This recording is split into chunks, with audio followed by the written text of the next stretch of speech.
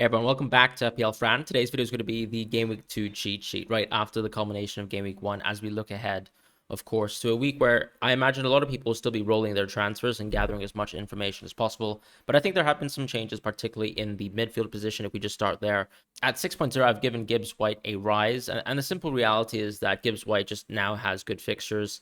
At least in terms of Sheffield United. So if you're sort of looking for someone to actually fill in a gap within your team, you can maybe consider Gibbs White for the short term as someone who actually could be a price decrease from some of the more aggressive 7.5, 7.0 midfielders. But it does feel like in the template right now that there isn't really a need for a player in that 5.5 to 6.0 position unless you're going for Salah.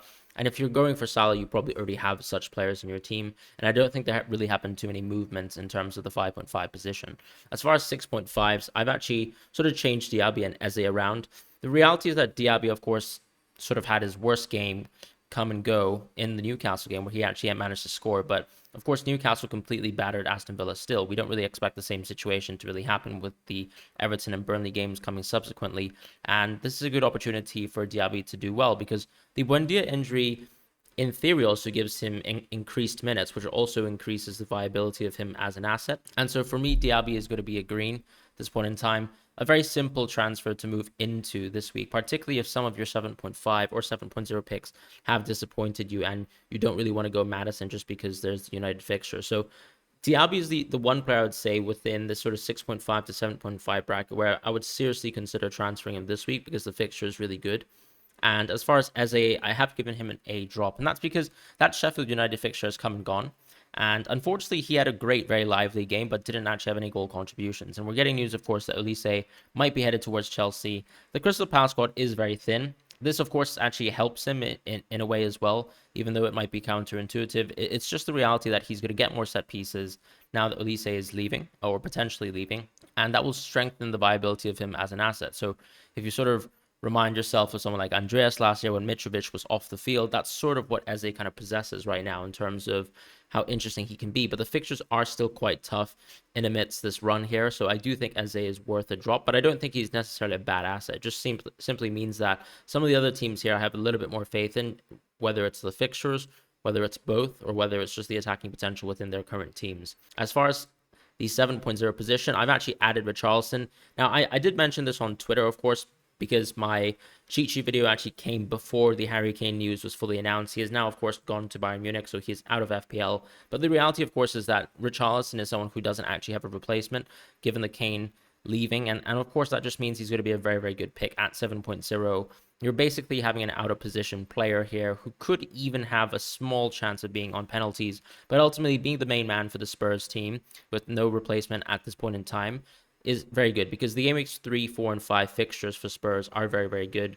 And of course, yes, United is a tough game, but we just saw them play absolutely horrifically versus Wolves. So it's a good time to think about whether you want to go into Richarlison. And he is also still a price decrease from some of the 7.5 or even 8.0 plus mids that we've been looking at for the time being. As far as the 7.0 price territory, I haven't really made too many changes there. I think the one significant change is really just dropping Trossard into an avoid. Unfortunately, there will be chances where Arteta, I'm sure, will actually start Trossard, but I do think that this formation where Havertz starts at LCM or either at the 9, and then Martinelli is actually the left winger, is probably most likely going to be what we see until Jesus comes back in. And when Jesus comes back in, it's going to be still hard for Trossard to get those minutes, particularly if Martinelli has this left wing position locked down. Now, the question, of course, is that some people do think that Havertz has put in some very bad performances, but really he's only played one game for Arsenal when we talk about the Premier League. And then actually in the Community Shield, he played rather well, in my opinion. So I don't really think that there are too many there's too much of a scope for minutes for Trossard at this point in time.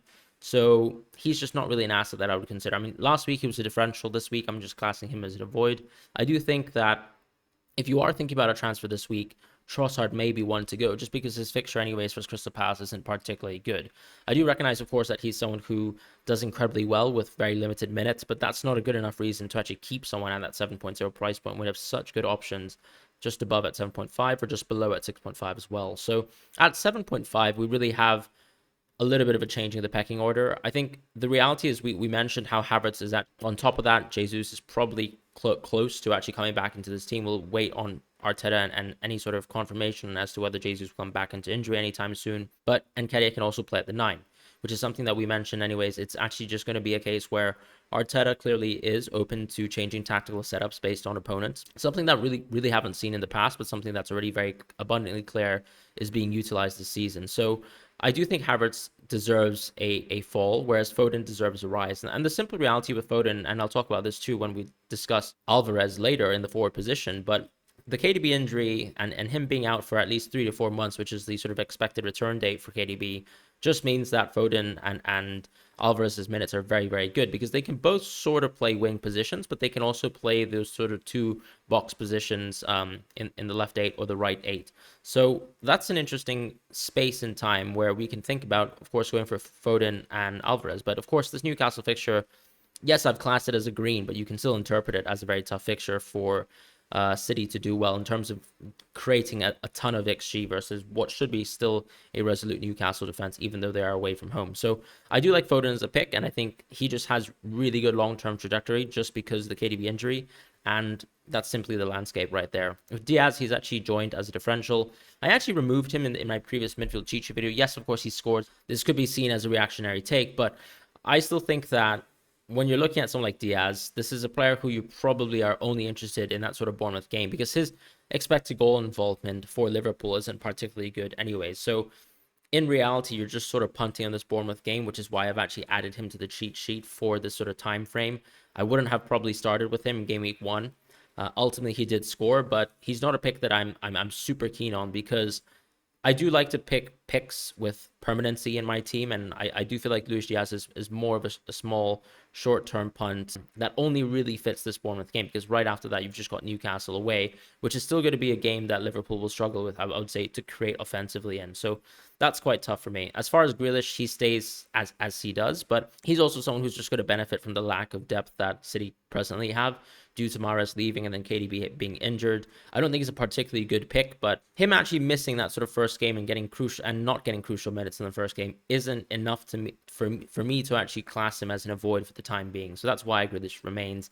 And actually in the sort of premium price tier, we had a price rise for Saka, but nothing much has really changed. We did have, of course, KDB being removed from the cheat sheet, unfortunately, due to the injury, but that's really the only situation that we find ourselves with in the sort of premium price tier. And you can see already that a lot of the price action has been around moving towards Saka if you didn't have him already. And of course, the United midfielders were also very dismaying. So I can understand a lot of people actually rather going into someone like Maddison, even on a tough game like this, just simply because you want to field another player in the midfield position. And I think Maddison has very good long-term prospects as well.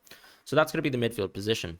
Moving into the forwards now, we don't really have too much action in the sort of budget forward territory. I think João Pedro, as we sort of explained earlier, was going to be the best sort of 5.5 punt. But at the same time, of course, I've actually given Wissa a rise. I think the reality is, of course, Wissa is going to be the starting player, but someone who consistently would play something like 75 minutes a game. I can't really see too many situations early in the season where Sade will actually start ahead of Wissa. So that's sort of my thinking right now in terms of how Wissa and Sade will share minutes.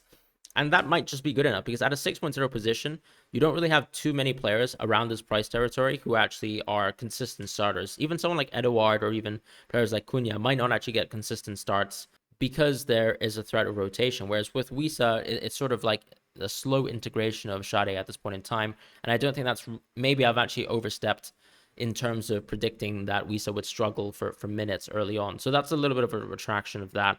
But I also think that, we did class Wissa as a second tier pick, which is very good, of course, in terms of the way I see my cheat sheet. Someone like Morris continues to be there, even though he's a blank game week. Ultimately, I think I just see Wissa as an asset that has a little bit more long-term permanency than someone like João Pedro, because I think João Pedro is a very good swing and a very good first game weeks 1 to 3, and then you can actually move him on to another asset that has a good run, such as a Jackson, whereas Wissa actually has a bit more permanency in terms of how he deals with the rest of the fixtures. So that's how I feel like the landscape of the forwards are. At 6.5, though, we have Alvarez rising. That's the same reason why Foden has gotten a rise. It's that KDB injury, and simply with the lack of depth in this team, he's going to get more minutes. And one of the benefits that he actually has over Foden, given that KDB is out, is we have, of course, seen him cover a lot of minutes for KDB. But on top of that, he's going to cover a lot of minutes when Haaland gets subbed off. And the reality is Haaland is so good that you will continue to see him being subbed off at 60, 65 minutes.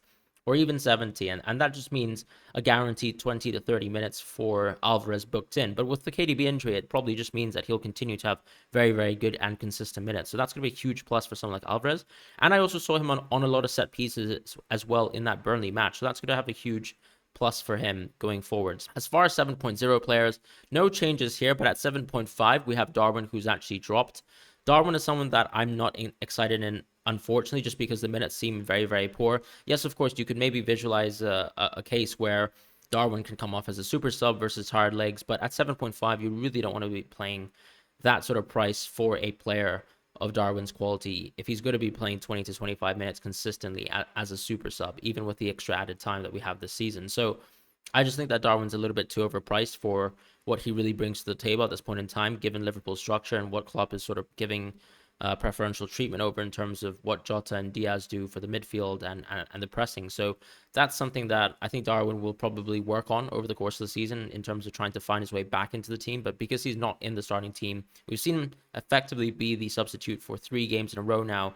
We head back into the previous 2 preseason games. So that's already a very bad look for someone like Darwin in that position. And of course, at the 8.0 price point, no real changes there. You might be looking at this sort of Newcastle forward situation where they continue to remain differentials. But I've just got to say, I mean, the next 2 fixtures being City and Liverpool are just so tough to actually find consistent hauls in. And of course, there are great situations and great games when both Isak and Wilson can haul. And we saw that in some of the double game weeks in the back half of last season. But I've got no confidence in that them being such consistent picks when you have some really good players in the midfield position, particularly at those price points, and even someone like Nicholas Jackson, who is going to be a permanent starter for the next few fixtures and actually has much better fixtures anyway. So that's sort of why I feel like I would still avoid Isak and Wilson for the time being, but they're very good picks in isolation. That's why they've been sitting as differentials, even though their fixtures are just that tough. And of course, Haaland, we don't really need to talk about him. As far as the defenders this week, though, we are looking at players like at the 4.5 position, like Udogi, who have actually given a green. Yes, of course, there's another slightly tough fixture with Man United coming up, but at least that's a home fixture. And then you've got really good game weeks 3, 4, and 5, just like I talked about with Richarlison and Madison. So this is a good situation where you can think about going for Udogi if game week 2 isn't a particular concern to you when you're thinking about transfers. But at the same time, if you're thinking about the future and game week 3 going onwards, he's going to be a very good pick to go for. So this is the landscape of the 4.5. I don't really see it as a position where you're trying to consistently start one specific player week to week, but more so a position that you can actually have a little bit of rotational depth in. So for example, if you look at Henry, he kind of fills in a gap for game weeks 3 and 4. If you look at Udogi, 3, 4, and 5, for example, and Botman, someone who actually could be starting, post game week 4. So this is the landscape of 4.5s. I think Colwill was someone that we optimistically were looking at as a very good pick, and I've actually dropped him, but just precautiously. And I think the reality is Chelsea with Badiashile actually coming back a lot earlier than expected, because his initial timeline was sort of to come back around August 28, but we've already seen him in training in the previous week, which is why I've given him a small drop. But I still think Colwill's a good pick. He started and he looked very, very good. He was also defending versus Mo Salah and did relatively good after the first 25 minutes. And I think he will continue to play games. But the reality with Colwill is, I think because James and Chilwell, and this is, of course, with an asterisk, expecting that James is going to be continuing to be fit, I think Colwill is not really an asset that you want to go for as that sort of third defender or even the second defender in this Chelsea team, because I'd much rather go for James and Chilwell and pair up that way. And I don't really want to go triple Chelsea defense either. So in that situation, I do think Colwill has a little bit of a detriment compared to some of the other Chelsea assets, just because the other Chelsea fullbacks are so good and they look so great. And with Tarkowski and Pau, no changes there, but I've actually sort of replaced Matty Cash with Pau Torres.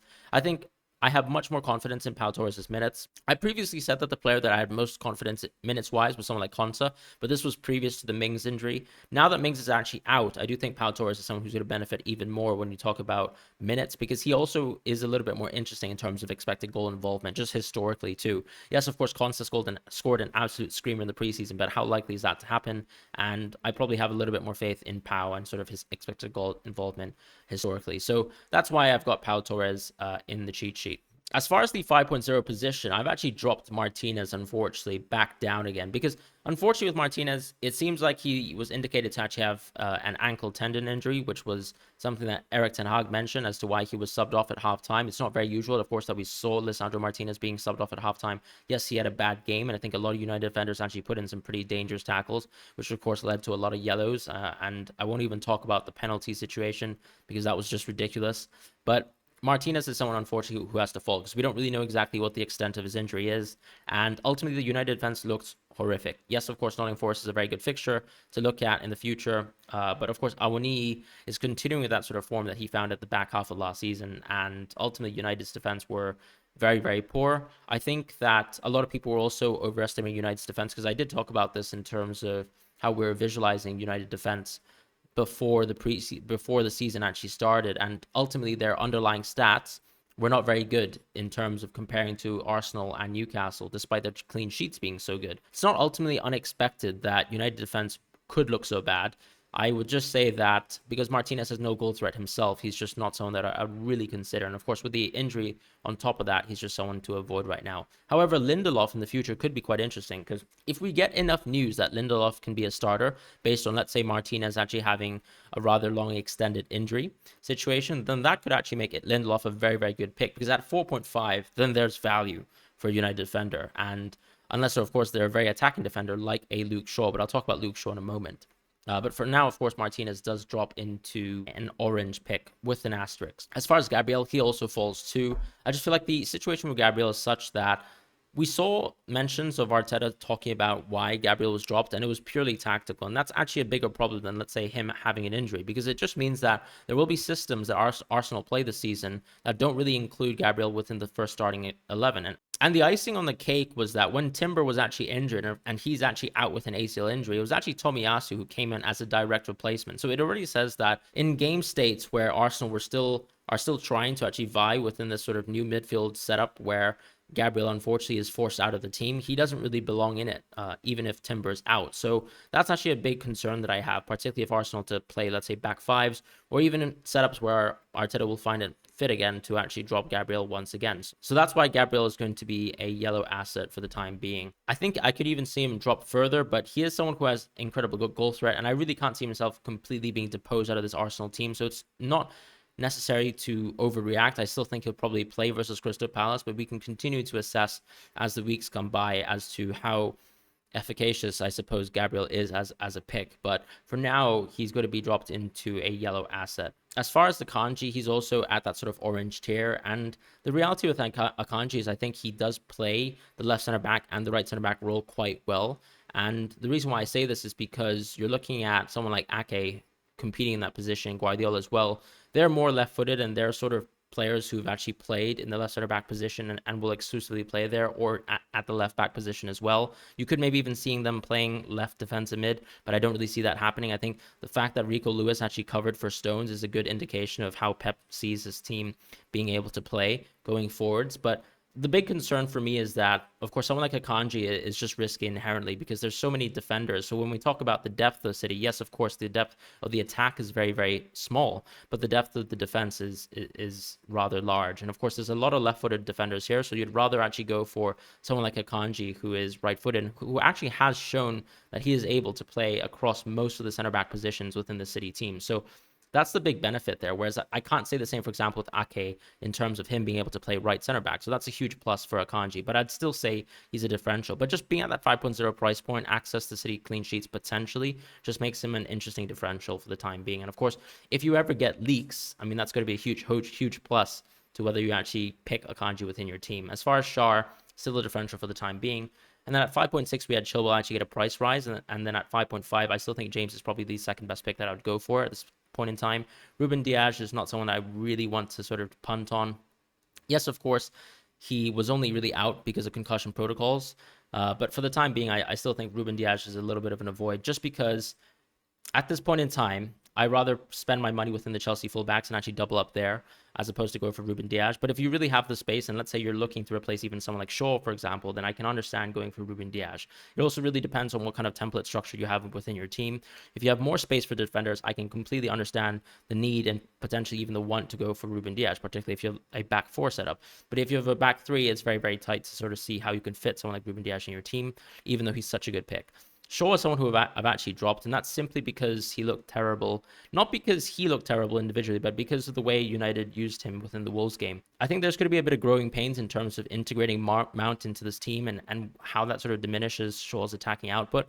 So I felt like I saw more defending from Shaw in the match versus Wolves. A lot of crunching tackles, not much abilities to go forwards, not many chances to actually play 1-2s with his wingers, which is something that I think is key to Shaw's game. His ability sort of to manipulate in the final third and actually play alongside a winger is something that's actually very useful and helpful towards United's attack, on top of the fact that he's sometimes on set pieces. So I feel like that really took away from Shaw's attacking returns. And then on top of that, their defense looked terrible. So there's a lot of growing pains in terms of how to actually integrate Mount into the midfield, how they sort of are isolating someone like Casemiro as well, and how that impacts their defense as well on an aggregate level. So I do think Shaw unfortunately has to drop. As far as Stones, because of his general nature to get injured, I think so often, he's just someone that I would still avoid. It seems like based on Pep's press conference that he could be coming back into the team soon, but it's still variable, right? It could be 1 week or 2 weeks left